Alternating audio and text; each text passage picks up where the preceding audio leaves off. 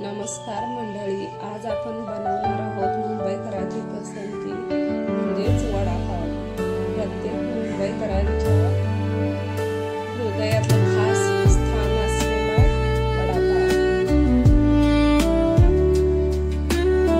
आता मी कुकरमध्ये बटाटे उकडण्यासाठी ठेवत आहे।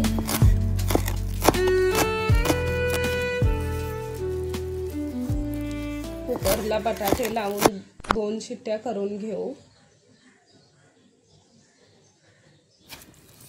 आता एक साइडला मी हिरवी मिरची, लसूण आणि कोथिंबीर कढीपत्ता बारीक चॉप करून घेत आहे।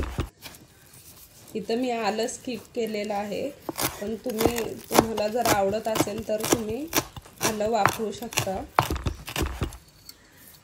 फक्त लसूणच्या फोडणीने ही खूप छान टेस्ट येते। तुम्ही एकदा असंही ट्राय करू शकता।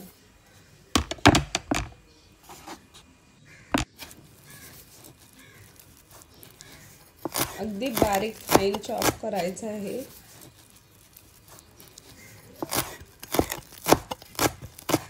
कोथिंबीर बारीक चिरून घेऊ।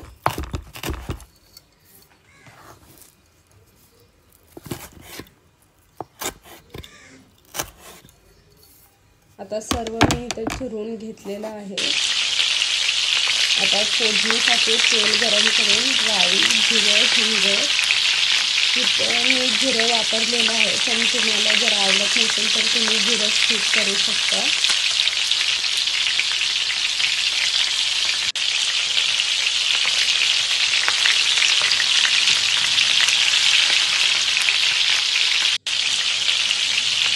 चॉप केलेला लसूण थोडं फिरवून घेऊ। हिरवी मिरची तिखटाप्रमाणे, कढीपत्त्याची पाने,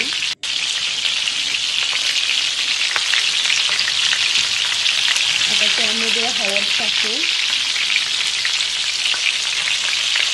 थोडीशी कोथिंबीर फोडणीला टाकू, याच्याने पण खूप छान टेस्ट येते। आता उकडून स्मॅश केलेले बटाटे मिक्स करून घेऊ सर्व।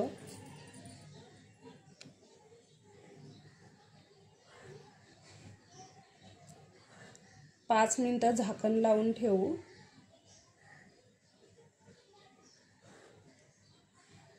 पाच मिनिटं झालेली आहेत। वरून कोथिंबीर घालून अर्ध्या लिंबाचा रस,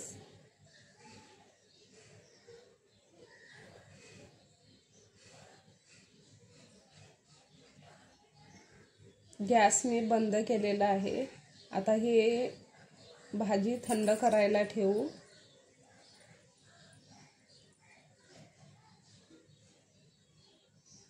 तोपर्यंत एक साइडला आपण बॅटर साठी इथं एका बाउल मध्ये मी 2 वाटी बेसन घेत आहे।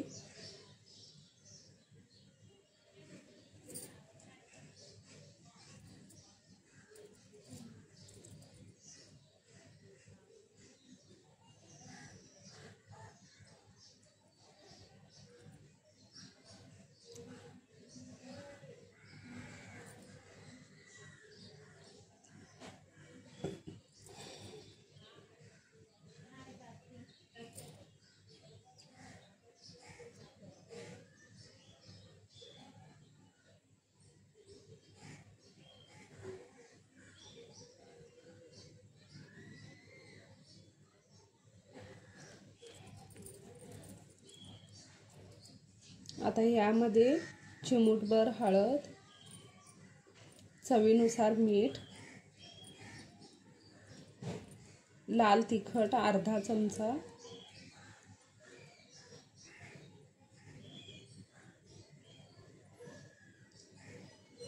आता घट्टसर बॅटर बनवून घेऊ। तुम्ही बॅटरची कन्सिस्टन्सी पाहून थोडं थोडं पाणी घालून बनवून घ्या। आता एक साइडला मी तेल गरम करायला ठेवलेलं आहे। त्यामध्ये चुऱ्यासाठी आपण थोडंसं फ्राय करून घेऊ।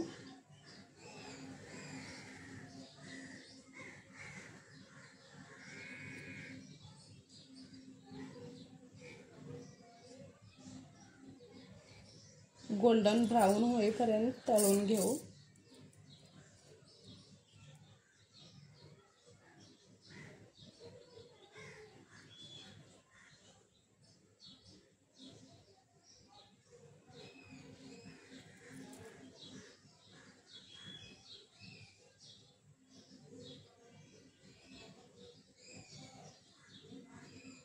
मिश्रण थंड झालेलं आहे। आता छोटे छोटे गोळे बनवून घेऊ आपण।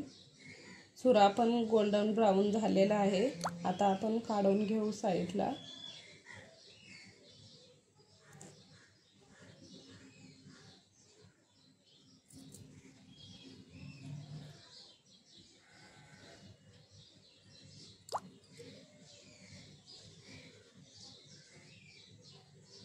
आता मी इथे थोडे शेंगदाणे तळून घेते। तुम्हाला हवा असेल तर तुम्ही फक्त चुऱ्याचीच चटणी बनवू शकता, पण मी इथे शेंगदाणे थोडे वापरले आहेत। आता बघा, चुऱ्यासाठी लसूण शेंगदाणे घेतले आहेत। आता गरम तेलामध्ये वडे सोडून घेऊ।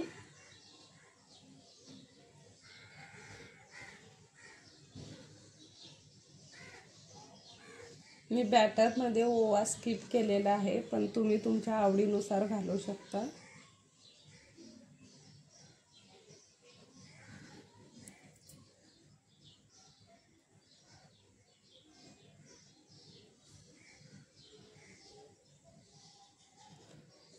अगदी लो मीडियम फ्लेमवर वडे सोडायचे आहेत।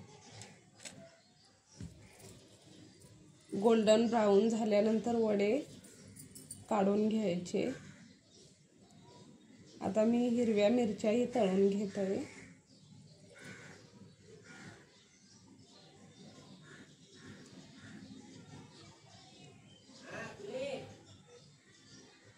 बघा, वड्यांना किती छान कलर आलेला आहे। आता आपण साईडला काढून घेऊ।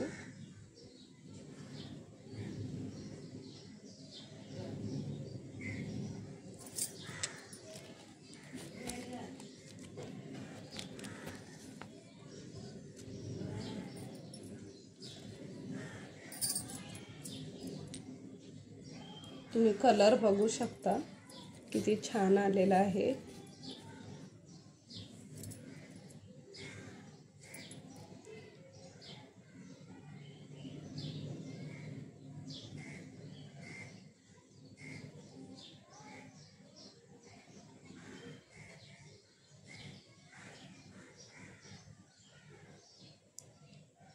आता मी सुकी चटणी बनवून घेतलेली आहे। आता पावामध्ये सुकी चटणी लावून त्यामध्ये वडा ठेवून घेऊ। इथं मी हिरवी चटणी बनवली नाही, पण हिरवी चटणी पण तुम्ही बनवू शकता। त्याची ही रेसिपी मी नेक्स्ट व्हिडिओमध्ये शेअर करेन। त्यासाठी चॅनलला लाईक, शेअर आणि सबस्क्राईब करायला विसरू नका। अशाच मी छान छान रेसिपी घेऊन येत असते। आणि ही रेसिपी तुम्हाला कशी वाटली कॉमेंटमध्ये नक्की सांगा।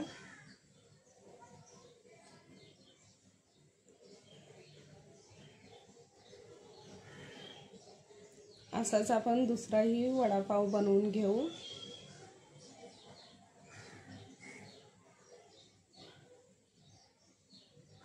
त्यासोबत तळलेली मिरची,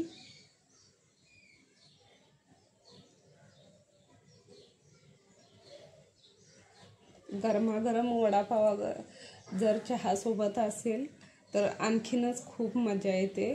तर चहासोबत तुम्ही असे स्नॅक्समध्ये बनवू शकता।